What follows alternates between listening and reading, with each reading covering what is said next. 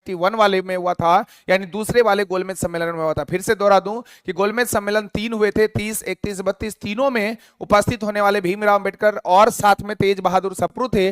जबकि महात्मा गांधी के संदर्भ में अगर पूछेगा तो दूसरे वाले में हो जाएगा। तो उम्मीद है ये सारे पॉइंट आपको कवर हो गए होंगे।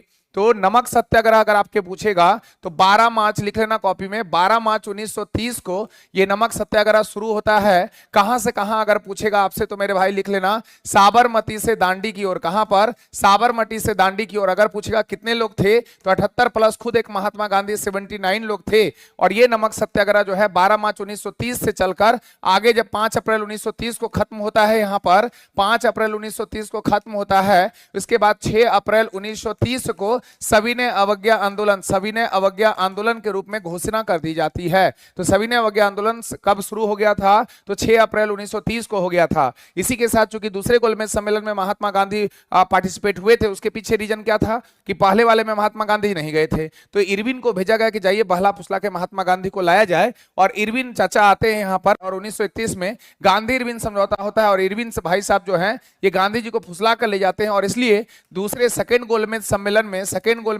में महात्मा गांधी पार्टिसिपेट करते हैं।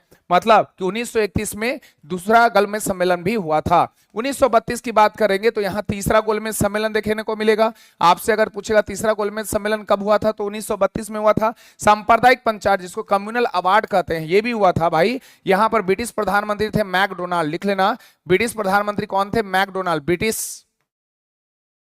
ब्रिटिश प्रधानमंत्री मैकडोनाल्ड जो है इनकी चाल थी दलितों को लेकर, हिंदू मुस्लिम तो आपस में लड़ ही रहे थे ना, और दलित को भी देखो। आज के सेशन में हम लोग क्वेश्चन भी करने वाले हैं ताबड़तोड़, इंपोर्टेंट एंसेंट का भी क्वेश्चन करेंगे, इसलिए दिमाग में रखना सारे प्रश्न को आज करना है। और वर्ल्ड हिस्ट्री का भी इंपोर्टेंट क्वेश्चन मैंने शुरू कर दिया है, ठीक है ना। तो मैकडोनाल्ड की ये चाल थी कि फंसाया जाए कैसे इसको दलितों के प्रश्न को लेकर, लेकिन महात्मा गांधी 1932 में ही पूना पैक्ट ले आए। कौन सा? पूना पैक्ट ले गए। पूना पैक्ट जो था वो किसके बीच हुआ था भाई? तो अंबेडकर और गांधी के बीच, लिख लेना अंबेडकर और गांधी के बीच। लेकिन सिग्नेचर करने वाले कौन थे? कमेंट करके जरा बताओ कि सिग्नेचर करने वाले कौन थे। मैं फिर से बता दूं आपको कि पूना पैक्ट जो हुआ था अंबेडकर, याद रखो पिछला जैसे बिहार पुलिस में हम लोग जबरदस्त किए थे, अब करंट अफेयर्स भी शुरू होने वाला है बहुत जल्द आप लोग के सेशन में, और इसमें करंट अफेयर्स ताबड़तोड़ चलेगा। यानी स्पीड से जितना होगा टिकटिका के चलेगा। मैक्सिमम क्वेश्चन को कवर करना है अगर बिहार पुलिस निकालना है और बेहतरीन अंदाज में पढ़ना है। तो 1932 में पूना पैक्ट हुआ था अंबेडकर और गांधी जी के बीच। तो आपको बताना है कि गांधी जी की तरफ से सिग्नेचर कौन किए थे। गांधी जी की तरफ से सिग्नेचर करने वाले जल्दी से बता दो दोस्तों, देखते हैं किसमें कितना है दम। ठीक है, सरफरोशी की तमन्ना अब हमारे दिल में है, देखना है जोर कितना बाजुए कातिल में है। जल्दी से बता दो मेरे भाई कि कितने कौन कौन से लोग बताएंगे भाई। महात्मा गांधी की ओर से सिग्नेचर करने वाले मदन मोहन मालवीय थे, आदित्य यादव, क्या बात है, वेरी गुड। तो ये जो महात्मा गांधी की तरफ से मदन मोहन मालवीय, लिख लेना मदन मोहन मालवीय जो सिग्नेचर किए थे, मदन मोहन मालवीय के द्वारा सिग्नेचर हुआ था। क्लियर है। अब आते हैं कांग्रेस सोशलिस्ट पार्टी की स्थापना कब हो गई थी? 1934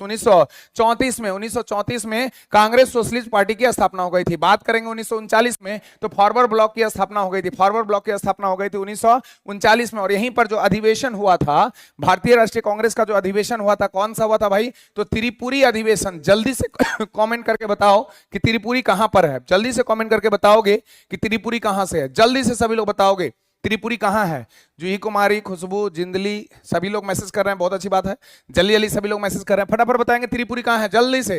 तो मध्य प्रदेश के जबलपुर में त्रिपुरी स्थित है। यहाँ 1939 में जब कांग्रेस का अधिवेशन हुआ था तो उसमें सुभाष चंद्र बोस इस्तीफा दे दिए थे और उसके बाद त्रिपुरी अधिवेशन में ही राजेंद्र प्रसाद को बनाया गया था अध्यक्ष। एक एक क्वेश्चन आज का इंपोर्टेंट है, लगातार सेशन में ले रहा हूं और दावे के साथ कहता हूं मैक्सिमम क्वेश्चन आपके एग्जाम में फंसेंगे और दिखेगा वो, एकदम कॉपी फाड़ देना दोस्त। 1940 में अगस्त प्रस्ताव, 1940 में अगस्त प्रस्ताव और 1942 में क्रिप्स प्रस्ताव। 1942 में आपका कौन सा? तो क्रिप्स प्रस्ताव हुआ था। जबकि 1945 में शिमला सम्मेलन, लिख लेना।